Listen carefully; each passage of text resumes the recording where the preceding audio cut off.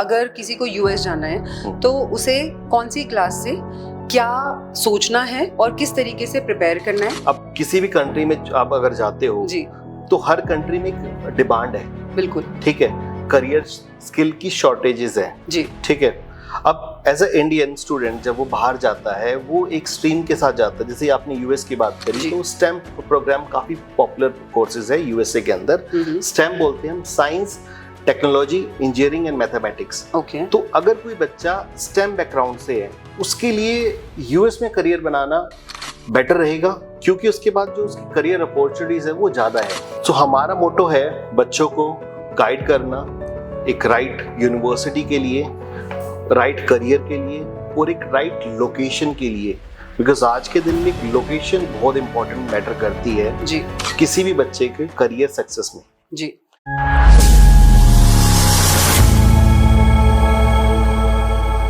Hello and welcome to voices with Simran, जहां हम आपकी मुलाकात कराते हैं कुछ ऐसे खास लोगों से जो अपने जो भी वो कर रहे हैं उसमें महारत रखते हैं, और हम बात करते हैं एक कॉज की, जिससे कि आपको वो मिले जो आप अभी ढूंढ रहे हैं। आपके जितने भी क्वेश्चंस हैं उनका आंसर आपको हमारे पॉडकास्ट में मिलता है। आप सबने सुना होगा कि बच्चे कहते हैं कि मुझे अब्रॉड जाके पढ़ना है, मुझे इंजीनियरिंग बाहर से करनी है। पेरेंट्स भी बहुत एक्साइटेड होते हैं, बट क्या लगता है आपको, आसान होता है बाहर जाके पढ़ना या ऐसे ही चले जाते हैं बच्चे बाहर? नहीं, उसके लिए भी एक प्रोसेस होता है जो कि आज हम आप सब लोगों के साथ शेयर करेंगे। तो आज हमारे साथ हैं तरुण सहरावत जी, जो कि फाउंडर हैं जीनियस स्टडी अब्रॉड के, और जो सभी बच्चों की हेल्प करते हैं, ना सिर्फ उन्हें गाइड करते हैं बल्कि पूरा सफर बहुत ही प्यार से तय करवाते हैं। तो आइए स्वागत करते हैं तरुण जी का। Welcome Tarun ji. Thank you so much. Tarun ji, मेरा एक क्वेश्चन है कि जैसे 12th के बाद कहाँ जाना है, क्या करना है, वो स्ट्रीम होती है। तो अगर किसी को बाहर जाना है, किसी बच्चे को पढ़ने के लिए आफ्टर 12th, तो वो आफ्टर 12th डिसाइड करेगा या पहले से ही उसके लिए कुछ गाइडलाइंस आप देना चाहेंगे कि नहीं, उसको कब से कौन से फील्ड में जाना है, कैसे करना है, कुछ ऐसा सिलेबस बना हुआ है? बिल्कुल बिल्कुल, जो आपने क्वेश्चन जो किया ये बिल्कुल राइट क्वेश्चन है जी। जब आप study abroad as a student देखते हो, it's not just study, it's an opportunity जी। सो उस अपॉर्चुनिटी के लिए आपको शुरू से ही प्रिपेयर होना पड़ेगा। तो एक सर्टेन इनटेक्स होते हैं, हर कंट्री में एक इनटेक होता है, उसके अकॉर्डिंगली यूनिवर्सिटीज की डेडलाइंस होती है। सपोज करो अगर मुझे एक यूरोप में जाना है, मुझे ऑस्ट्रेलिया जाना है, न्यूजीलैंड जाना है, यूके जाना है, यूएस जाना है, किसी भी कंट्री में जाना है, तो वहां पर इनटेक्स है जी।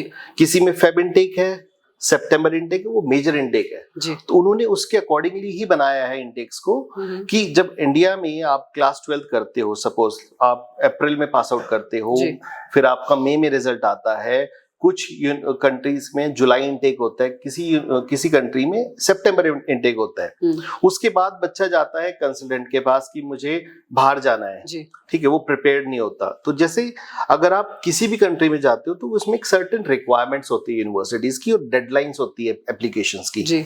सो आपको एक एडवांस में एक स्टेप है, ये आपको स्टेप बाय स्टेप प्रोसेस से जाना पड़ेगा, और उसका एक प्रोसेस में हम बच्चों को गाइड करते कब उनको शुरुआत करनी चाहिए।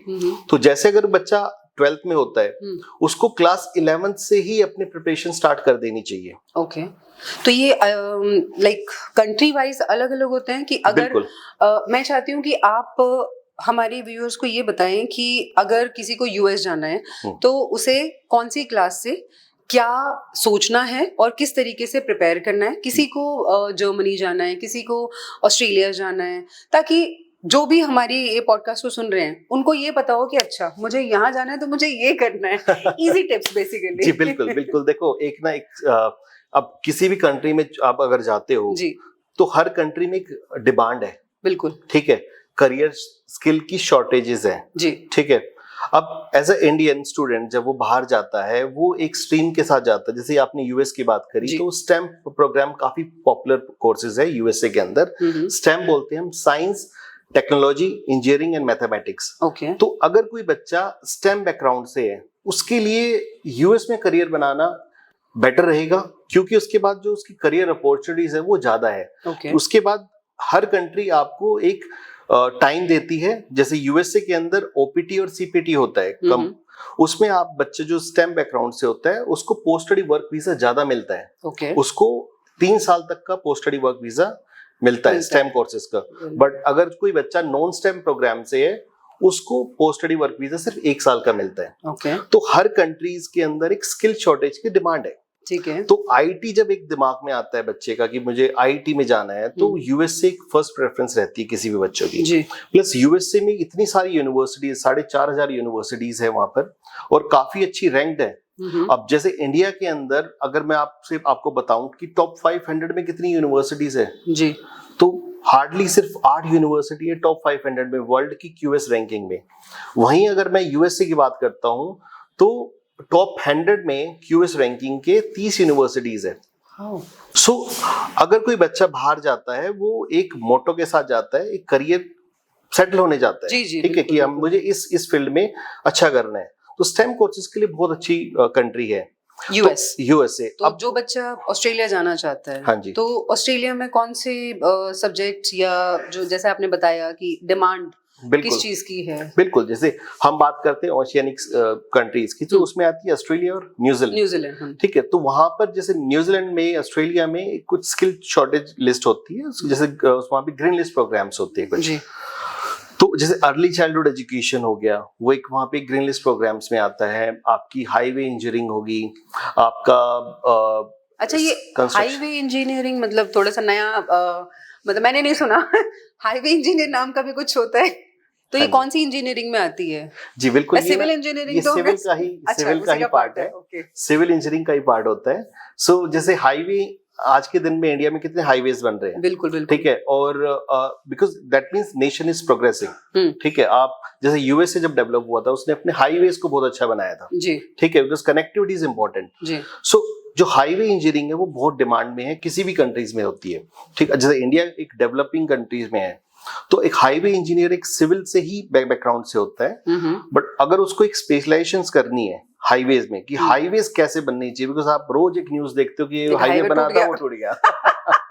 इंडिया में तो बहुत है। और हाईवे की जो कंस्ट्रक्शन होती है वो कैसे होनी चाहिए, ठीक। आप चाइना में एग्जांपल देखो, कितनी ब्रिलियंट हाईवेज उन्होंने बनाया है, कितनी जो आर्किटेक्ट उनका देखते हो, कंस्ट्रक्शंस देखते हो, वो बहुत बेहतरीन कंस्ट्रक्शंस उन्होंने बनाई है। तो एक जो फील्ड है वो बिल्कुल डिफरेंट फील्ड भी है, और वहां पे ग्रीन लिस्ट में भी आती है। तो मैं ये कह सकती हूँ कि अगर कोई सिविल इंजीनियर है, तो उसके लिए Australia and New Zealand are best countries, because वहाँ डिमांड बहुत ज्यादा है। बिल्कुल, if they want to go study and settle there, कुछ ऐसा। करेक्ट। सो काफी अच्छी टॉप रैंकिंग यूनिवर्सिटीज है, जैसे ऑस्ट्रेलिया में G8 यूनिवर्सिटी होती है, ग्रुप ऑफ 8 यूनिवर्सिटीज। ऐसे ही यूएसए के अंदर आईवी लीग्स होती है, यूके में रसल ग्रुप यूनिवर्सिटीज होती है। ये सारी प्रेस्टिजियस यूनिवर्सिटी, बहुत पुरानी यूनिवर्सिटीज है, और इनके जो फैकल्टी होते हैं, वो उनकी जो एक्सपर्टीज है, वो बच्चा जो अगर वहां से ग्रेजुएट होता है, प्लस जो उस यूनिवर्सिटी के कनेक्शंस है उस इंडस्ट्री में, वो काफी स्ट्रॉन्ग है। तो आपको ना, जब आप डिसाइड करते हो किसी भी कंट्री में, तो आपको ये सारे फैक्टर्स देखने चाहिए। तो सिविल इंजीनियरिंग होगी, मैकेनिकल हो गया, हाईवे इंजीनियरिंग हो गया, ठीक है, आपका अर्ली चाइल्डहुड एजुकेशन हो गया, ठीक है, और नर्सिंग हो गया, हेल्थ केयर बैकग्राउंड, इनमें आपका वहां पर स्ट्रेट टू रेजिडेंसी कोर्सेज होते हैं, कि बच्चा अगर वहां पर इन कोर्सेज में जाता है तो स्ट्रेट टू रेजिडेंसी आपको मिलती है। राइट। तो तरुण जी, जैसे हम, मतलब अगर मैं लेमैन लैंग्वेज में बात करूं, तो हमारी 3-4 स्ट्रीम्स होती हैं। हाँ जी। एक हमारी आर्ट्स होती है, एक हमारी कॉमर्स होती है, एक हमारी साइंस होती है, और एक ये फिर पीसीएम। और साइंस में अगर बात करें तो पीसीएम एक विद मैथ्स होती है और एक विदाउट मैथ्स होती है। ये बस जो मुझे पता है वो 4 स्ट्रीम होती हैं। बिल्कुल। तो स्ट्रीम वाइज अगर हमें किसी को सजेस्ट करना हो कि कौन सी कंट्रीज में, जिसको बाहर जाना है, देखो जिसको इंडिया में जाना है वो हम अभी आगे बात करेंगे क्योंकि आपसे तो बाहर की ही बात करेंगे आप बच्चों को बाहर भेजते हैं, तो स्ट्रीम के हिसाब से आप मुझे थोड़ा सा सजेस्ट कीजिए कि बिल्कुल इस स्ट्रीम के बच्चे को इस कंट्री में जाना चाहिए क्योंकि डिमांड वहाँ बहुत ज्यादा है। बिल्कुल, जैसे अगर हम बात करते हैं मैनेजमेंट वाले बच्चों की, जी, बीबीए आपका बच्चा कॉमर्स के लिए जाता है या बीकॉम पढ़ने के लिए, वो काफी पॉपुलेशन है कि मुझे कॉमर्स करना है और मुझे बी मैनेजमेंट करना है। UK is a very good market for studying management, management program, because आपका जो आप जब यूके जाते हैं, यूके एक एज अ कंट्री अगर मैं बोलूंगा तो वहां पर आपको वो इंग्लिश का बर्थ है, इंग्लिश लैंग्वेज का, आपको मैनेजमेंट स्किल्स वहां से मिलती है, प्लस उनका जो करिकुलम डिजाइन हुआ है वो उसी अकॉर्डिंगली हुआ है कि आपको एक मैनेजमेंट फील्ड में अगर जाना है तो आपको एक इंटरपर्सनल स्किल्स, आपकी कम्युनिकेशन स्किल्स बहुत अच्छी होनी चाहिए, because you have to be presentable, ठीक है, वो आपको नेचुरली उसके कोर्स करिकुलम में आती है। जो यूनिवर्सिटीज है वो टॉप रैंकिंग यूनिवर्सिटीज है और जो उनकी एक्रेडिशन है, ट्रिपल एक्रेडिशन, वो सबसे ज्यादा यूके में है मैनेजमेंट में, बिजनेस स्कूल्स में जब हम बात करते हैं। तो सर ये जैसे आपने बताया कि उनका इंग्लिश ऑब्वियसली बिकॉज बर्थ वहीं से हुआ है इंग्लिश में, बिल्कुल, तो अगर बीबीए और कॉमर्स स्टूडेंट्स की बात करें तो इनके लिए टॉफल और ये आइल्स के जरूरी है या whatever we are learning in our school, because public schools में इंग्लिश सारी सब्जेक्ट इंग्लिश में होते हैं, तो यहाँ पर टॉफल या आइल्स जरूरी है बच्चे के लिए करना बाहर जाने के लिए या वो वैसे भी जा सकता है? देखो ये जो इंग्लिश की रिक्वायरमेंट होती है वो कुछ कंट्रीज में मैंडेटरी होती है और कुछ पर्टिकुलर कोर्सेज में बहुत मैंडेटरी होती है। जैसे जब हम बात करते हैं हेल्थ केयर प्रोफेशन की, टीचिंग प्रोफेशन की, उसमें आपकी इंग्लिश बहुत इंपॉर्टेंट रोल प्ले करती है, बिकॉज आप वहाँ के लोकल लोगों से बातचीत करोगे, तो आपको वो लैंग्वेज आनी चाहिए, ठीक है। अगर हम बात करते हैं मैनेजमेंट कोर्सेज, जैसे यूके में अगर हम बात करें तो आपको जो आइल्स वेवर मिलता है वहाँ पे बच्चों को, अगर किसी बच्चे ने क्लास 12th में सीबीएसई बोर्ड या आईसीएसई बोर्ड से पास आउट है और उसके 75% अबव मार्क्स है, देन वो वेवर भी दे देते हैं। So they recognize these boards. कुछ स्टेट बोर्ड्स हैं जो वो नहीं रिकॉग्नाइज करते, but they only recognize CBSE and ICSE board. तो हमारे यहाँ पर जो इंडियन की बात करूँ, अगर मैं इंडियन एजुकेशन की बात करूँ तो एक सीबीएसई है, एक एनसीईआरटी है, हाँ जी, ठीक है, एक आईबी बोर्ड है, जो स्कूल्स में नॉर्मली चलते हैं, वो जर्मन बोर्ड बोलते हैं उसको, जर्मनी का आईबी बोर्ड। अगर किसी को बाहर जाना है तो सीबीएसई और एनसीईआरटी वाले बच्चे भी जा सकते हैं या सिर्फ आईबी बोर्ड वालों को ज्यादा प्रेफरेंस दी जाती है बाहर? देखो आईबी बोर्ड अगर ये जर्मनी का, अगर किसी बच्चे ने पास आउट किया है आईबी बोर्ड से, ठीक है, वो जर्मन में क्या होता है, वो एजुकेशन सिस्टम अलग है। हमारे यहाँ एजुकेशन सिस्टम है 10th के बाद 12th होती है, 10+2 जी, बट जर्मनी के अंदर 10+3 है, सो वहाँ का एजुकेशन सिस्टम अलग है। सो जब बच्चा कोई जर्मनी में जाता है तो उसको एक फाउंडेशन कोर्स करना पड़ता है आफ्टर 12th, ठीक है। अगर आईबी बोर्ड से उसने किया हुआ है देन उसको फाउंडेशन कोर्स करने की जरूरत नहीं है, वो डायरेक्ट उसको फर्स्ट ईयर में एंट्री मिल जाती है। Wow, so this foundation course is for 1 year? For 1 year। तो एक साल बच्चे का खराब हो गया जो सीबीएसई और एनसीईआरटी वाला है। देखो वो एजुकेशन जो सिस्टम का डिफरेंस है, बिकॉज वहां पर जो एजुकेशन सिस्टम है वो 13 साल की है, वही इंडिया में जो एजुकेशन सिस्टम है वो 12 साल की है।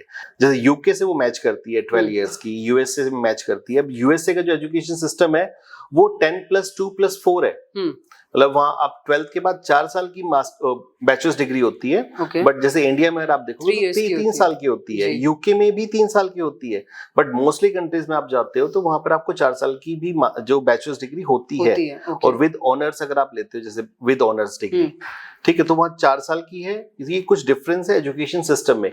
तो जो जर्मनी की हम बात करें तो वहां पर क्या आता है, लैंग्वेज बैरियर भी आता है। सो उसके लिए हम बच्चों को प्रिपरेशन भी कराते हैं। अगला क्वेश्चन मेरा वही था कि बिकॉज आप आई थिंक ऑल लैंग्वेजेस में भी बच्चों को ट्रेन करते हैं, एंड इट्स नॉट ओनली कि आप बच्चों को वहाँ भेजते हैं, एडमिशन कराते हैं, आप लैंग्वेजेस में भी ट्रेन करते हैं। तो अगर मैं बात करूँ मेजर जो लैंग्वेजेस हमारे इंडिया में जो सिखाई जाती हैं, इंग्लिश तो कॉमन हो ही गई है, ठीक है, और आई थिंक हमारी मदर टंग हिंदी है, बट लोग इंग्लिश में ज्यादा बात करते हैं। तो दूसरी मैं बात करूं तो स्पेनिश, जर्मन एंड फ्रेंच, ये 3 बहुत ज्यादा चलती हैं। जी बिल्कुल। तो कंट्रीज के हिसाब से ये बच्चे को सीखनी चाहिए जहाँ जाना है। बिल्कुल बिल्कुल, मतलब बेस आजकल देखो 3rd क्लास से या 4th क्लास से स्कूल्स में शुरू हो जाती है, बिल्कुल, तो वो बेस वहीं से शुरू हो जाएगा। अगर किसी बच्चे ने स्पेनिश ली हुई है, हाँ जी, तो उसके लिए कौन सी कंट्रीज खुली हुई हैं? बिल्कुल। अब जैसे आपने स्पेनिश लिया नाम, तो स्पेनिश जो लैंग्वेज है वो सिर्फ स्पेन में नहीं बोली जाती, वो यूएसए के अंदर जो सदर्न पार्ट है, साउथ पार्ट है, वहां पर उनकी फर्स्ट लैंग्वेज स्पेनिश है यूएसए में। एंड आई थिंक बहुत सारे लोगों को ये पता ही नहीं है, बिल्कुल नहीं पता। स्पेन की बात करें स्पेनिश, अच्छा सिर्फ फ्रांस स्पेन वो जो एरिया है बस वो वहीं बोली जाती है। बिल्कुल, और काफी बड़ा कॉर्पोरेट वर्ल्ड है। ओके, सो जैसे ट्रैवल इंडस्ट्री होगी, उसमें स्पेनिश जो लोग बोलते हैं उसकी काफी डिमांड है। वेरी नाइस, ठीक है, बिकॉज उनकी डोमेस्टिक जो मार्केट है वो बहुत बड़ी है।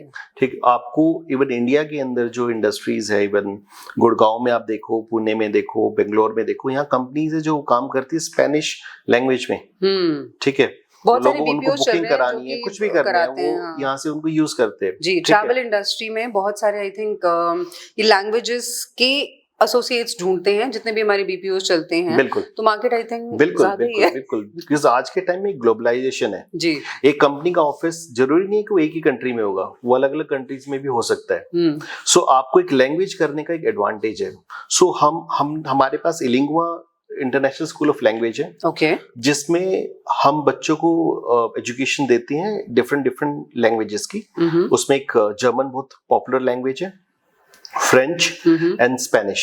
सो जो बच्चा, कितने महीने का कोर्स होता है? बिल्कुल, सो जो इसमें लेवल्स होते हैं, जैसे A1 A2 B1 B2 and C1 C2। ठीक है, A1 A2 is a basic and B1 B2 is a intermediate level and C1 C2 is a advance level. ठीक है, सो जो बच्चा A1 A2 जाता है तो आइडियली उसको 3 महीने स्पेंड करना चाहिए एक लेवल में। ठीक है, उसके बाद उनके एग्जाम्स होते हैं, असेसमेंट होते हैं। So there are certain bodies, जैसे आप जर्मन जब करते हो तो गोएथे उसका एग्जाम लेता है, तो बच्चों को उसको सर्टिफिकेट मिलता है। सो जैसे आप जर्मनी में जाते हो विद B2 लेवल, तो वहां पर कुछ अच्छे प्रोग्राम्स भी है, ऑस बिल्डिंग उनको बोलते हैं। ऑस बिल्डिंग प्रोग्राम्स में क्या होता है, वोकेशनल ट्रेनिंग्स प्रोग्राम्स होते हैं, बच्चे को फ्री एजुकेशन भी मिलती है, साथ में उनको जॉब भी मिलती है और स्टाइफन मिलता है 800 से 1000 यूरो का। Okay, that's good. ठीक है, और वो सारी टेक्निकल प्रोग्राम्स होते हैं, जैसे आईटी इंडस्ट्री में हो गया, हॉस्पिटैलिटी में हो गया, आपका मैकेनिकल, सिविल, इन इंडस्ट्रीज के अंदर बच्चा ऑस बिल्डिंग में भी जा सकता है। और जब हम फाउंडेशन वाली जो बात कर रहे थे, तो फाउंडेशन को हम स्टूडेंट कुलीग बोलते हैं जर्मनी के अंदर। तो जो ऑस बिल्डिंग में अगर कोई बच्चा जाता है वहां पे, बिकॉज आपको एक फ्री एजुकेशन मिल रही है, साथ में आपको आप जॉब भी कर रहे हो और क्या चाहिए, पढ़ने के पैसे मिल रहे हैं, लर्निंग बाय डूइंग। ठीक है, तो आपको लैंग्वेज बहुत बड़ा एडवांटेज देती है। अगर कोई बच्चा B2 लेवल करता है जर्मनी में, तो उसको वो एडवांटेज मिलती है जी। आज के दिन में फ्रांस बहुत पॉपुलर कंट्री होगी, बिकॉज हमारे रिलेशंस बहुत अच्छे हुए फ्रांस के साथ। ठीक है, थैंक्स टू मोदी जी। बिल्कुल, थैंक्स टू मोदी जी। सिर्फ इंडिया एक ऐसी कंट्री है पूरे वर्ल्ड में, सिर्फ इंडियन स्टूडेंट को अप टू 5 इयर्स का पोस्ट स्टडी वर्क वीजा दिया है। वाह। तो जब आप मास्टर्स करते हो फ्रांस से, तो आपको 5 साल का पोस्ट स्टडी वर्क वीजा मिलता है, only for Indian student. Proud to be हम कह सकते हैं। बिल्कुल, और फ्रांस बहुत पॉपुलर है मैनेजमेंट कोर्सेज के लिए। ओके, उनकी मैनेजमेंट जो स्कूल्स है वो वर्ल्ड के टॉप रैंकिंग यूनिवर्सिटीज है वहां पे। ओके, और जब हम बात करते हैं फ्रांस की, तो एक दिमाग में आता है हॉस्पिटैलिटी का बर्थ कहाँ से हुआ था? फ्रांस से हुआ था। सो आप जो हॉस्पिटैलिटी जो बच्चा उसमें अपना करियर बनाना चाहता है, तो वो फ्रांस भी जा सकता है।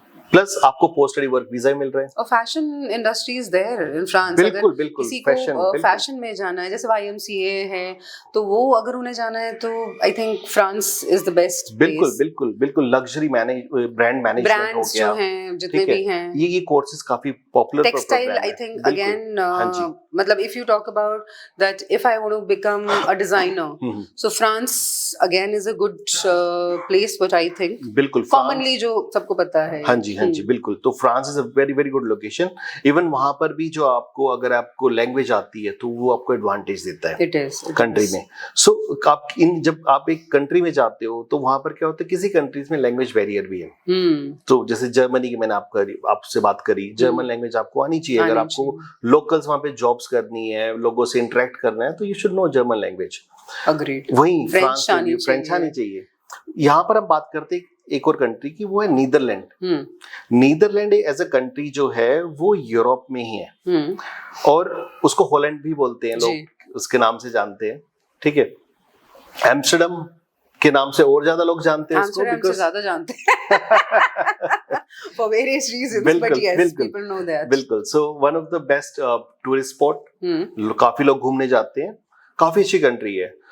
उनका जो सबसे बड़ा पोर्ट है वो उनको यूरोप का, वो रॉटरडम पोर्ट है, वो नीदरलैंड में है। ओके। सो जब यूके अलग हुआ था यूरोपियन यूनियन से, उसको ब्रेक्सिट जब हुआ था, तो दो कंट्रीज को सबसे ज्यादा एडवांटेज मिला था। एक था आयरलैंड और एक था नीदरलैंड। जो आयरलैंड में काफी सारी टेक कंपनीज आई, उन्होंने अपने हेडक्वार्टर्स ओपन किए, और काफी सारे बैंक्स, फाइनेंशियल इंस्टीट्यूशंस, उन्होंने अपने हेडक्वार्टर्स वहां पर डाले, तो काफी बड़ी जॉब मार्केट क्रिएट हुई उस कंट्री में। सो आज हम बात करें जैसे आयरलैंड की या नीदरलैंड की, नीदरलैंड में काफी सारी कंपनीज ने अपने हेडक्वार्टर ओपन किए, जैसे एयरबस है। Airbus is a French company, but उसका हेडक्वार्टर नीदरलैंड में है। तो सर नेदरलैंड की अगर हम बात करें, तो अगर यहाँ से नेदरलैंड किसी को जाना है तो वो कौन सी स्ट्रीम में आएगा? देखो, वहाँ का बिजनेस, मतलब जो शॉर्टफॉल है जो हम पूरा कर सकते हैं, हम उसी की बात कर रहे हैं। बिल्कुल। तो वो कौन सा स्ट्रीम है? बिल्कुल, देखो मैनेजमेंट के लिए बहुत अच्छी कंट्री है। अगर आप मैनेजमेंट कोर्सेज के लिए जाते हो, प्लस आप अगर हॉस्पिटैलिटी प्रोग्राम्स में जाते हो, तो बिकॉज वहाँ की जो जॉब मार्केट बहुत बड़ी है जी, तो बच्चों को वहाँ जॉब मिलने में इजी है। Plus last year only 3,500 students went to this country, Netherlands. So awareness नहीं है उस कंट्री के बारे में ज्यादा लोगों की। That's all, 3,000 बस। बट जैसे आप बता रहे हैं, आई थिंक नेदरलैंड में स्कोप बहुत ही ज्यादा है। जी, बहुत अच्छा स्कोप है। अब वहाँ के वर्क लाइफ बैलेंस बहुत अच्छा है। ओके। वहाँ 4 days वर्किंग है, 3 days ऑफ है। ठीक है। So आप सबको नेदरलैंड जाना। Somebody who is not interested in working for 6 days or 7 days, go to Netherlands, only 4 days. That's what we are also focusing. I think Modi ji ने भी बोला है कि 4 days वाला सिस्टम बनाएंगे। बिल्कुल, हाँ। बिल्कुल।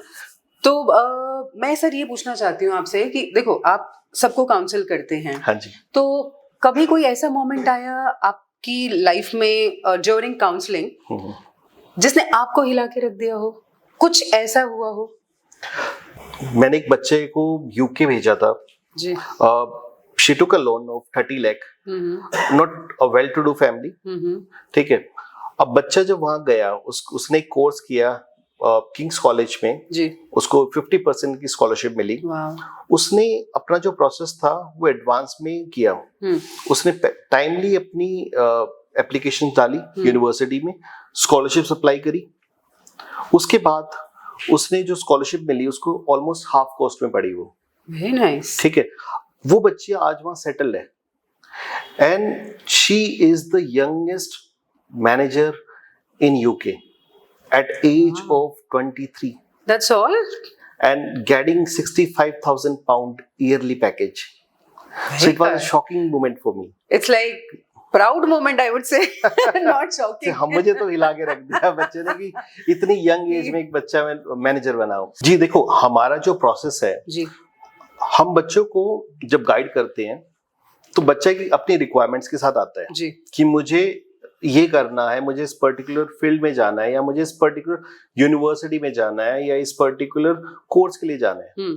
सो हम उनको 3 कैटेगरी में डिवाइड करते हैं बच्चों को। तो हम उनको एक ऑप्शंस देते हैं। एक उनकी अपनी ड्रीम यूनिवर्सिटीज होती है, एक होती है मॉडरेट यूनिवर्सिटी, एक होती है सेफ यूनिवर्सिटी। हम उनको 3 कैटेगरीज के ऑप्शंस देते हैं, ठीक है। अब ड्रीम यूनिवर्सिटीज उस बच्चे की ड्रीम है, और एक reach means it's a moderate, कि वहां पर आपके होने के चांसेस ज्यादा है, और सेफ मीन्स यहाँ आपका हो ही जाएगा। तो हाँ, बिल्कुल ऐसे काफी सारे बच्चे आते हैं और बिल्कुल हिला के रखते हैं। उनकी जो जर्नीज जो होती है वो मुझे काफी मोटिवेट करती है। सो जैसे जो बच्चा इंडिया से जाता है, काफी उनका फाइनेंशियल स्ट्रगल्स होते हैं, पेरेंट्स के फाइनेंशियल बैकग्राउंड इतना अच्छा नहीं होता, but they are really brilliant students. So I also come across lot of students. तो एक और बात बताइए इससे, जैसे आपने कहा स्कॉलरशिप, तो स्कॉलरशिप का क्या फंडा होता है कि अगर बच्चे के कितने परसेंटेज मार्क्स हैं कि वहां पर स्कॉलरशिप से उनका जो एक्सपेंस है वो हाफ हो जाए, जैसे तो वहाँ वो थोड़ा सा रोशनी डालिए उस पर। देखो, जो स्कॉलरशिप हम अप्लाई करते हैं तो एक अलग अलग कैटेगरीज होती है। एक होता है अर्ली बर्ड स्कॉलरशिप, ठीक है, जितना अर्ली आप अप्लाई करोगे आपको वो मिलनी है। तो अर्ली कब से शुरू होता है? उनकी अर्ली बर्ड्स की डेडलाइंस होती है। और एक होते मेरिट बेस्ड स्कॉलरशिप, जितना अर्ली, जैसे सपोज करो आपका इनटेक स्टार्ट हो रहा है सितंबर में, 6 महीने पहले अगर आप उस यूनिवर्सिटीज में एप्लीकेशंस डाल दे तो एक अर्ली बर्ड आपको स्कॉलरशिप मिल जाती है। ठीक है। अब कुछ कंट्रीज ऐसी भी है, जैसे सपोज करो सितंबर इनटेक है, डेनमार्क हो गई आपकी, ऑस्ट्रिया है, फिनलैंड है, ये काफी पॉपुलर डेस्टिनेशन है आज के दिन में। इनकी जो एप्लीकेशंस है वो दिसंबर में स्टार्ट हो जाती है। ओके, तो दिसंबर से आप सितंबर है नेक्स्ट ईयर, महीने के लिए होता है, तो आपको जनवरी तक का टाइम है अपनी एप्लीकेशंस अप्लाई करने का। सो जो अर्ली बर्ड स्कॉलरशिप्स है वो होती है, जब आप जितना जल्दी अप्लाई करोगे आपको मिलेगी। तो ये एप्लीकेशन मतलब अप्लाई कैसे करते हैं? ये सिर्फ आपके थ्रू कर सकते हैं या ऑनलाइन जाके डायरेक्टली भी कर सकते हैं? इनका क्या प्रोसेस रहता है? बिल्कुल, तो कुछ कंट्रीज में आप डायरेक्टली भी अप्लाई कर सकते हो, बट कुछ उसमें कॉमन एप्लीकेशन पोर्टल्स भी होते हैं। जैसे यूके में यूकैस एक यूनिवर्सिटी कॉलेज एडमिशन सिस्टम है, कुछ यूनिवर्सिटीज का अपने डायरेक्ट आप अप्लाई कर सकते हो। तो एक प्रोसेस है, वो हर बच्चे को नहीं पता होता। बिल्कुल, इसीलिए आप हैं बिल्कुल कि वो ब्रिज बनते हैं यूनिवर्सिटी और यहाँ के लिए। बिल्कुल, अब जैसे बच्चों को नहीं पता कि अगर मैं यूकास के थ्रू अप्लाई करता हूँ और अगर मैं 5 एप्लीकेशंस अप्लाई करता हूँ तो मेरी 28.50 पाउंड में 5 एप्लीकेशंस अप्लाई हो जाएगी। बट वहीं अगर मैं एक एप्लीकेशन डालता हूँ तो उसकी कॉस्ट 26.50 पाउंड है। ठीक है। सो अगर मान लो अगर वो आता है हमारे से, हमसे गाइड लेता है, तो मैं उसको उसके अकॉर्डिंग गाइड करूंगा। एटलीस्ट 5 यूनिवर्सिटीज में अप्लाई करो, बिकॉज यू विल सेव पैसे बच रहे हैं। हाँ एग्जैक्टली, एक में इतना करके 5 में तो ये क्या कॉस्टिंग रहती है अगर किसी बच्चे ने अप्लाई करना हो आपके थ्रू? हाँ जी, 1 2 3 कंट्रीज में, तो उसका क्या मतलब क्या कॉस्टिंग रहता है आपका? देखो, मैं हमेशा बच्चों को plan A, plan B, plan C के अकॉर्डिंग गाइड करता हूँ। Because you never know. जैसे कनाडा में अगर मान लो बच्चे का ड्रीम था मुझे कनाडा में अप्लाई करना है, बट आज के टाइम में अगर मान लो कोई लीगल इशू आ गया, ठीक है, कंट्री नहीं रिक्रूट कर रही है। जैसे यूएस से मेरी रिसेंटली एक इशू आया था, उन्होंने एकदम से अपना सिस्टम बंद कर दिया था अपॉइंटमेंट्स का, कि आप वीजा की अपॉइंटमेंट नहीं ले सकते। सो intake was near, ठीक है, and student already applied in universities, so आपके पास प्लान बी होना चाहिए जी, कि मैं एक अगर यहाँ नहीं जा सकता तो दूसरी कंट्री मेरा प्लान बी क्या है, ठीक है, प्लान सी क्या है, because nobody can give you guarantee कि आपका वीजा 100% आ जाएगा। एग्जैक्टली, बहुत प्रॉब्लम आज तो बहुत प्रॉब्लम आ रही है, स्पेशली यूएस। ठीक है। सो एक प्रोसेस है और उसके अकॉर्डिंगली आपको plan A, plan B, plan C के अकॉर्डिंग चलना चाहिए। हमारी सर्विसेज क्या होती है, हम बच्चे को प्रॉपरली एडमिशंस के लिए गाइड करते हैं, यूनिवर्सिटीज में अप्लाई करते हैं on behalf of student. Okay, we chase up with the university, we get them offer letters. उसके बाद हम जो है उनका जो टेस्ट प्रेप्स है, कोई रिक्वायरमेंट्स है, हम वो फुलफिल कराते हैं। जैसे हम GRE, GMAT, SAT, हम इसकी भी कोचिंग देते हैं। अच्छा, आप इसकी भी कोचिंग देते हैं? बिल्कुल। सो अगर मैं ये कहूँ कि 12th के बाद अगर किसी को बाहर जाना है तो आप कंप्लीट पैकेज देते हैं, and as a parent, because obviously parents को टेंशन होती है, यहाँ भागना वहां भागना, इंडिया में भागते हैं ना लाइक कॉलेजेस में, बिल्कुल आप वो भागा दौड़ी करते हैं और बच्चे को जहां वो जाना चाहता है, ड्रीम डेस्टिनेशन नहीं तो प्लान 2, प्लान C, ABC जैसे आपने बताया, तो उस पे सेटल कर देते हैं। बिल्कुल। देखो, इंडिया में भी जो अगर आप किसी यूनिवर्सिटीज में अप्लाई करते हो आज के दिन में, बच्चा अगर IIT में जाना है उसको JEE देना पड़ेगा, AIEEE है, एग्जाम्स है, नीट है, फिर क्यूट है, इतने सारे एग्जाम्स हैं। तो उसमें भी आप हेल्प करते हैं? देखो, या खाली बाहर भेजने में ही आप नहीं, हमारा जो मेरा फोर्टे है वो स्टडी अब्रॉड का ही है जी। तो हम बच्चों को हेल्प करते हैं स्टडी अब्रॉड में in various countries, whether it's USA, Canada, UK, Ireland, New Zealand, Australia, European countries like Germany, Netherlands, Spain, then Dubai and Singapore as well. तो मुझे ये बताइए, जैसे कि हमने बात करी इंजीनियरिंग की, PCM की हमने बात कर ली, तो अब अगर दुबई में कौन सा हब है कि यहाँ से कौन सी स्ट्रीम के बच्चे दुबई जा सकते हैं या सिंगापुर जा सकते हैं फॉर दैट मैटर? देखो, 2 टाइप का बच्चा जाता है।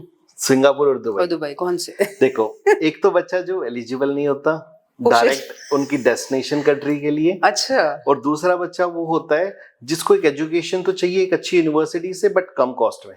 ओह, so Dubai is economical, I would say. बिल्कुल ओके। बिल्कुल, जैसे वही अगर आपको मान लो यूनिवर्सिटी ऑफ बर्मिंघम है, it's a Russell group university in UK. अगर आपको ग्रेजुएशन करनी है यूके से तो आपकी जो कॉस्ट है वो थोड़ा ज्यादा आती है। वहीं अगर आप वो दुबई से कर लेते हो, उसी आपको डिग्री से मिल रही है, उस आपकी ट्रांसक्रिप्ट्स पे कहीं नहीं लिखा कि आपने दुबई से स्टडी करी है, because universities UK based universities. So जो ये दो कंट्री है, अगर मैं इनकी लोकेशन वाइज देखूं तो ओवरऑल ये स्टेपिंग स्टोन ही है, सिंगापुर भी और दुबई भी। तो आपको वो जो सेम डिग्री है वो कम कॉस्ट में मिल रही है। ठीक है। कुछ बच्चे ऐसे होते हैं कि मुझे सेटल नहीं होना, I just wanted to get a good education and come back to India and यहाँ पर अपना जॉब करूं, पेरेंट्स के साथ रहूं। तो उन बच्चों के लिए बहुत अच्छी डेस्टिनेशन में बोलूंगा ये दोनों कंट्री। प्लस कुछ बच्चे ऐसे होते हैं कि मुझे जैसे मान लो यूके जाना है, ऑस्ट्रेलिया जाना है, यूएस जाना है, लेकिन मेरा हो नहीं पा रहा बिकॉज वो रिक्वायरमेंट में मीट नहीं कर रहा। तो वो बच्चा as a stepping stone use करता है इन कंट्रीज को कि वो फर्स्ट ईयर सेकंड ईयर वहां से करके थर्ड ईयर में मूव हो जाता है, सेकंड ईयर में मूव हो जाता है। ओके। तो अगर मैं बात करूं कि 12th के बाद, मतलब देखो दो तरीके के बच्चे होते हैं, एक 12th के बाद जाना चाहते हैं, एक कॉलेज के बाद जाना चाहते हैं। सो अगर किसी को सिर्फ पढ़ने के लिए जाना है and he wants to come back to India, उनके लिए कौन सी कंट्रीज अच्छी हैं? एंड दूसरी कैटेगरी कि उनको वहीं पढ़ना है और सेटल भी वहीं होना है इन टर्म्स ऑफ करियर, तो वो कौन सी कंट्रीज हैं? देखो, अगर मैं सेटलमेंट की बात करता हूँ तो लोकेशन बहुत इंपॉर्टेंट मैटर करती है, और मैं बच्चों को बोलता हूँ कि 70% is location and 30% is your university. Okay. So 70% आपको हमेशा लोकेशन की एडवांटेज मिलेगी। ठीक है। उस लोकेशन में क्या अपॉर्चुनिटीज है, बिकॉज आप किसी भी कंट्री में अगर आप सेटल होने के लिए जाते हो तो वहाँ की जॉब मार्केट कैसी है, इंडस्ट्रीज कौन सी है, तो किस यूनिवर्सिटी में आपको जाना चाहिए, उस पर्टिकुलर लोकेशन में डिमांड किस पर्टिकुलर सेक्टर में है। तो आप उस लोकेशन को चूज करोगे तो लोकेशन आपको सेटल करने में हेल्प करेगी। तो अगर मैं इसको क्रक्स मतलब छोटा सा क्विक टिप मैं आपसे लूं कि 12th के बाद अगर बच्चे ने बाहर जाना है, ठीक है, तो कौन सी लोकेशंस हैं जहां पर वो अच्छा पैसा कमा सकता है? बिल्कुल 1 2 3 4 वो बताइए। देखो, अगर मैं मिनिमम वेज की बात करता हूँ, बिकॉज आप जब अब्रॉड जाते हो तो हर कंट्रीज ने पार्ट टाइम वर्क अपॉर्चुनिटीज दी है बच्चों को कि आप पढ़ने के साथ में पार्ट टाइम अर्निंग कर सकते हो, जिसमें आप अपना लिविंग कॉस्ट निकाल सकते हो। सो जैसे यूके है वो आपको पार्ट टाइम अर्निंग अच्छी देता है, ठीक है। प्लस नीदरलैंड है, वहां पर आपको पार्ट टाइम अर्निंग है, ठीक है। जर्मनी है, ठीक है। तो बच्चा अपना एक्सपेंस निकाल लेता है इन कंट्रीज के अंदर, और इतना जब आप वो फुल टाइम उसमें जाता है पोस्ट स्टडी वर्क वीजा में, देन हाँ उनके लिए जो होता है, बिकॉज आपने उस कंट्री में वर्क प्लेस एक्सपीरियंस लिया है। सो जब आप फुल टाइम जॉब में जाते हो एक फुल टाइम जॉब के लिए, तो आपके उस कंट्री का एक्सपीरियंस आपके पास है, वो ट्रांजिशन इजी हो जाती है कि आप ऑलरेडी हाफ 4 घंटे पढ़ चुके हो और अब तुम इजी जॉब भी मिल जाती है और सब कुछ ठीक हो जाता है। तो सिर्फ कमाना अगर जो बोलते हैं बच्चे को, तो हाँ earning is important. Earning is important when you are learning. Why? Because आपको एक एक्सपीरियंस भी मिलता है। आपको before you get into the real world, आपको अगर एक एक्सपीरियंस है of how corporate world works, so वो आपको एडवांटेज मिलता है, ठीक है। प्लस जो पार्ट टाइम अर्निंग है, जैसे जर्मनी बहुत अच्छा बच्चा अर्न कर लेता है, तो वीकली अपना वो रेंट मैनेज कर लेता है, ग्रोसरी मैनेज कर लेता है, ठीक है। और जैसे कनाडा हो गया, वो भी बहुत अच्छी पार्ट टाइम अर्निंग देता है आपको। न्यूजीलैंड हो गया, ऑस्ट्रेलिया, यहाँ मिनिमम वेज काफी अच्छी है बच्चों को। तो सर मोटा मोटी अगर हम बात करें कि अगर बच्चा वहाँ पढ़ने जा रहा है तो खर्चा कितना, अगर पेरेंट्स जैसे जानना चाह रहे हैं तो वो कितना मोटा मोटी खर्चा आता है? देखो हर कंट्री का ना अपना अपना लिविंग एक्सपेंस है। तो एक ऐसे करते हैं कि अगर किसी को यूएस जाना है तो कितना खर्चा आएगा साल का अगर बच्चे को भेज रहे हैं पढ़ने के लिए? देखो कंपैरेटिवली अगर हम यूएसए की बात करते हैं तो डिपेंड करता है बच्चा कौन सी यूनिवर्सिटीज में जा रहा है, लोकेशन में जा रहा है। एक रफ बॉलपार्क फिगर। हाँ, अगर मैं आपको रफ आइडिया देता हूँ तो बच्चे को एक ग्रेजुएशन के लिए, बिकॉज वो 4 साल की ग्रेजुएशन है, तो अच्छा खासा पैसा होना चाहिए उसके पास। अच्छा, मतलब कितना? तो लगभग भी आपको 50 लाख से लेके 80 लाख तक का भी खर्चा आपको आराम से 4 साल के लिए। 4 साल के लिए। तो अगर मैं 50-60 लाख की बात करती हूँ तो 20 लाख पर साल का आप मान के चलो कि जाएगा। बिल्कुल आएगा। ठीक है। अगर मैं बात करूँ नीदरलैंड की, नीदरलैंड के अंदर जो लिविंग कॉस्ट है वो, जैसे लोकेशन की बात करते हैं, एम्स्टर्डम में थोड़ी हायर है बट अदर लोकेशन थोड़ा कम है। सो वहां पर एक जो आपको मिनिमम स्लैब है, जो कॉस्ट आती है एजुकेशन की, एक टॉप रैंकिंग में जाते हैं, जैसे यूनिवर्सिटी ऑफ एम्स्टर्डम हो गई, 15 से 20 लाख आप लगा के चलो, 15 से 20 लाख रुपए के आसपास आपकी कॉस्ट आती है। टोटल 4 इयर्स की नहीं, पर 1 ईयर की। अच्छा, 15 से 20 लाख। हाँ जी। अगर यूके में जाएं, यूके में जाते हैं तो जैसे हम उसको 2 पार्ट में डिवाइड करते हैं, एक इनसाइड लंदन और एक आउटसाइड लंदन। इनसाइड लंदन थोड़ा एक्सपेंसिव है, तो आपको जो वहाँ की लिविंग कॉस्ट है वो 13 से 14 लाख आती है। जब आप आउटसाइड लंदन चूज करते हो तो वहीं आपकी जो लिविंग कॉस्ट होती है वो 10 से 12 लाख रुपए ले जाती है। और वहीं अगर आप, मैं एजुकेशन की बात करता हूँ, पर ईयर जो बच्चे का कॉस्ट आता है वो 12 से 15 लाख रुपए आता है। ठीक है। तो मोटा मोटी हर एक कंट्री की किसी की भी बात कर लो, 10 से 20 लाख के ब्रैकेट में आता है साल का, इतना लेके चले ताकि बच्चा पर ईयर, तो मतलब 40-50 लाख आप मान के चलिए कि आप अलग से निकालें अगर आपको किसी भी कंट्री में अपने बच्चे को भेजना है। मुझे ये मोटा मोटी ये समझ देखो, हाँ, एजुकेशन लोन भी लेते हैं आज के टाइम में बच्चा जो, वो भी आप दिलवाते हैं? हाँ बिल्कुल, हम उसको हेल्प करते हैं। हमारे इंडिया में काफी स्कीम्स है एजुकेशन लोन को देते हुए। आत्मनिर्भर भारत है, तो बच्चे को एक ग्रेस पीरियड मिलता है। जब एजुकेशन कंप्लीट कर लेगा उसके बाद वो जॉब करता है तो अपना रीपे करता है लोन को। तो एक वो काफी सारी एजुकेशन लोन में भी इंडिया ने काफी स्कीम निकाली है। प्लस जो अगर मैं बोलूँ कॉस्ट है, तो काफी सारी कंट्रीज जैसे यूरोप है, यूरोप के अंदर फ्री एजुकेशन भी है। जैसे जर्मनी आपको फ्री एजुकेशन देता है, काफी अफोर्डेबल एजुकेशन है। वहीं ऑस्ट्रिया है, 1.5 से 2 लाख में आपकी पर ईयर हो जाता है बच्चे का ग्रेजुएशन में, और काफी अच्छी रैंक यूनिवर्सिटी है। ऑस्ट्रिया है, फिर आपका फिनलैंड है, डेनमार्क है, स्वीडन है। इनमें जो आपको एजुकेशन की कॉस्ट है वो काफी कम है कंपैरेटिवली, बिकॉज वहां पर गवर्नमेंट भी फंड करती है, हेल्प करती है। Very nice. ठीक है, सो वो पब्लिक यूनिवर्सिटीज होती है जिसके अंदर कॉस्ट काफी कम आती है। वहीं जब प्राइवेट यूनिवर्सिटीज में थोड़ा फीस ज्यादा होती है। ऑलराइट, देखिए मैं एक कोच हूँ और मैं स्टूडेंट्स को, अगर हम बात करें कॉलेज और स्कूल के, उनको कोचिंग देती हूँ। और मैंने जो देखा है, बहुत सारे लोग कंफ्यूज होते हैं करियर को लेके, और आप जो करते हैं कि सबको काउंसलिंग करते हैं और वहां पहुंचाते हैं जहां उनका सपना होता है। तरुण जी, मैं जानना चाहूंगी कि आप आज जहां हैं, क्या ऐसा मोड़ आया आपकी लाइफ में जो आपको लगा कि नहीं, मुझे इसी फील्ड में आना है? Simran ji, genius study abroad, it comes with a mindset कि आज के दिन में जो स्टूडेंट्स है वो बिल्कुल कंफ्यूज्ड है। वो उसका रीजन ये है हमारा एजुकेशन बैकग्राउंड, जो हमारा टीचिंग मेथड है इंडिया में जी। तो बच्चा वो कंफ्यूज रहता है एक्चुअली। ठीक है, सो हमारे एजुकेशन सिस्टम में जो है कुछ कमियां हैं जी, जो हम कंपेयर करते हैं बाहर से जी। ठीक है, बच्चा बाहर क्यों जाना चाहता है, क्यों इतना क्रेज है बाहर जाने का जी। तो उस मोटो के साथ हमने स्टार्ट किया था ये कंपनी जीनियस स्टडी अब्रॉड जी, जिसकी टैगलाइन है from classrooms to continent. Wow.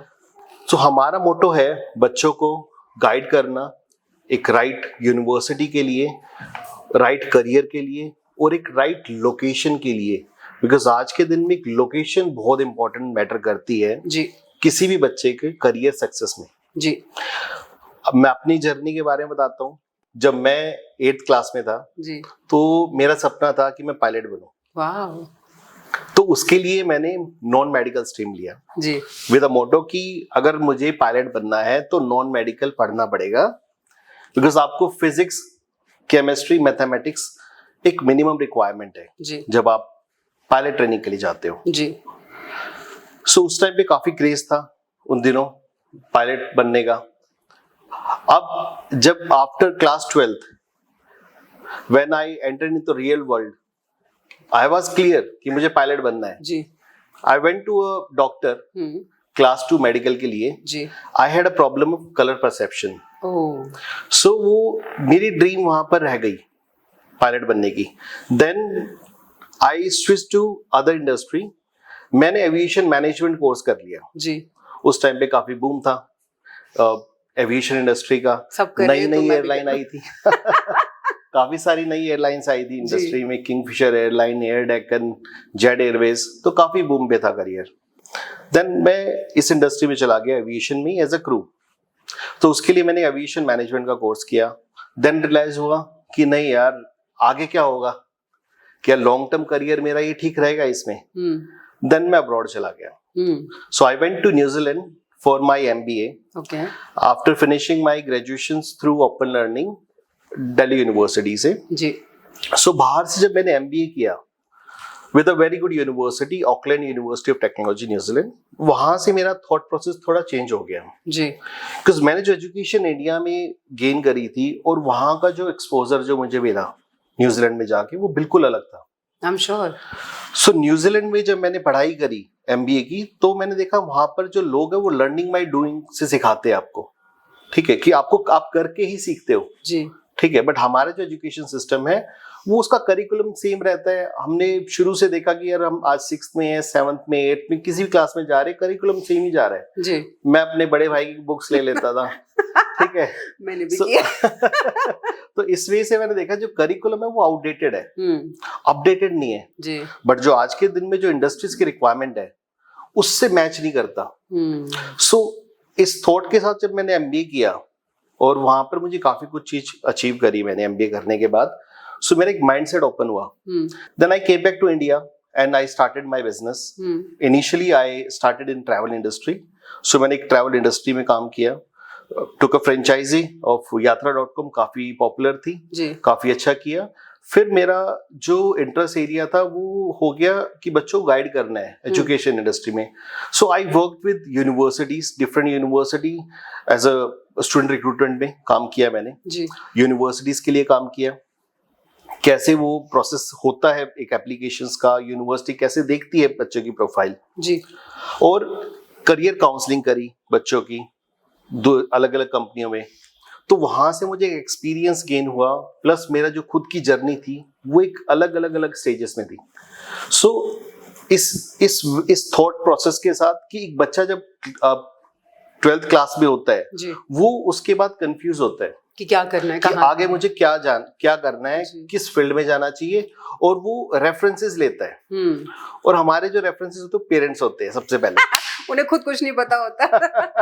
मतलब पता होता है in the sense they know कि अपने बच्चे के लिए सही चुनना है, बट वो जो एक्सपोजर है, टेक्निकल एक्सपोजर उनका नहीं होता। बिल्कुल। सो सर, मैं जाते जाते आपसे रिक्वेस्ट करूंगी कि बच्चों के लिए, जो 12th क्लास के बच्चे हैं, उनके लिए कुछ 3-4 आप एडवाइस दे दें कि अगर उन्हें बाहर जाना है तो किन चीजों का ध्यान रखना है। देखो, जब बच्चा अब्रॉड जाता है तो सबसे इंपॉर्टेंट चीज है जो पेरेंट्स देखते हैं वो है सेफ्टी।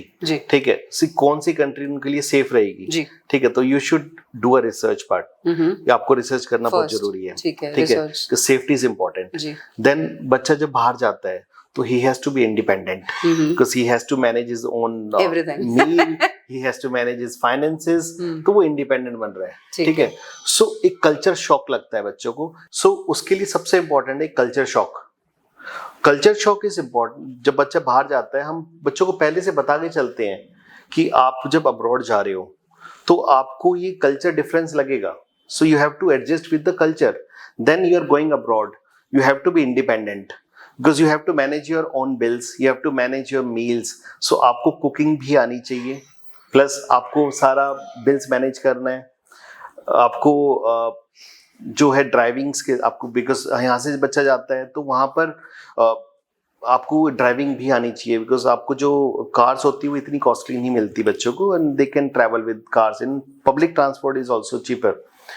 प्लस जो बहुत इंपॉर्टेंट रोल प्ले करता है कि आप जब अब्रॉड जाते हो तो वहां पर you met with different culture nationality students के साथ आप मिलते हो, तो यू लर्न फ्रॉम देम।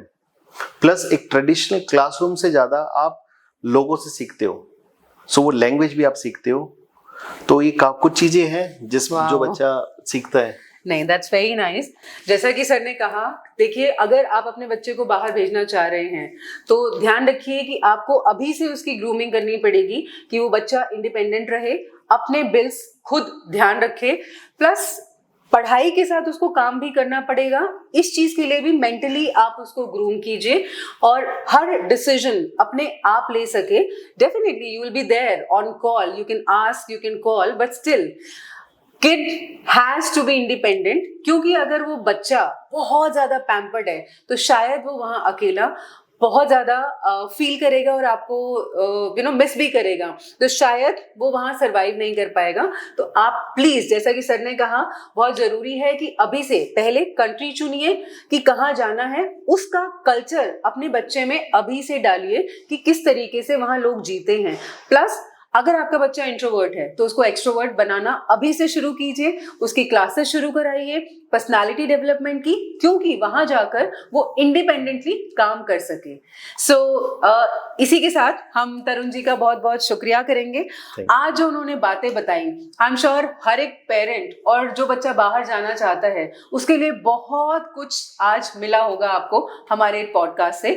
बाकी हमने डिस्क्रिप्शन में सर का डिटेल्स लिखी हुई हैं, लिंक लिखा हुआ है, ये गाइड भी करते हैं और इनके कोर्सेज भी हैं, सो आप देख सकते हैं। So thank you so much, thank you so much sir. Thank you so much, ma'am, for your time. It was really fun to have such conversation. Thank you so much. Guiding the world.